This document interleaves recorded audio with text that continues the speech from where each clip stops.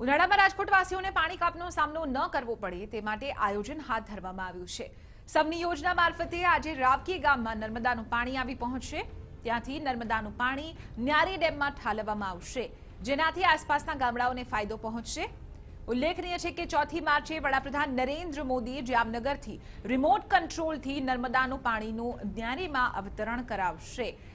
એ પહેલા આપણે જણાવી દઈએ કે રાજકોટને નર્મદાનું પાણી પહોંચતું કરવા માટે ન્યારી 1 ડેમમાં પાણી ભરવામાં આવશે। આજ મુદ્દે વધુ જાણકારી મેળવીશું ટીવી9ના સંવાદદાતા ગૌરવ દવે પાસેથી। ગૌરવ, સૌની યોજના મારફતે ન્યારી 1 ને ભરવામાં આવશે, કેટલો મોટો ફાયદો, ખાસ કરીને આજુબાજુના ગામડાઓને કેટલા ગામડાઓને આ ફાયદો પહોંચશે? ગૌરવ, ચિત્ર ચોક્કસ જ જે રીતે વડાપ્રધાન દ્વારા જે લોકોને ખાતરી આપવામાં આવી હતી કે ઉનાળા દરમિયાન પાણીની જે તંગી છે તે નહીં સર્જાય, કારણ કે સૌની યોજના મારફતે આજે રાજકોટના ન્યારી ડેમમાં જે પાણી છે તે પાણી મોકલવામાં આવી રહ્યું છે। ખાસ કરીને આજે સુધીમાં આજે ન્યારી ડેમમાં જે પાણી છે તે પાણી બચ્ચુ ડેમમાંથી ન્યારી ડેમ સુધી ચલાવવામાં આવશે અને જે સૌની યોજનાની જે પાઇપલાઇન છે તેના દ્વારા મોકલવામાં આવશે। એટલે કહી શકાય કે જે મોટા પ્રમાણમાં જે રાવકી આસપાસ જે ગ્રામ્ય વિસ્તારો છે તે ગ્રામ્ય વિસ્તારોને મોટા પ્રમાણમાં પાણીનો જે ફાયદો થશે અને ખાસ કરીને આવતીકાલે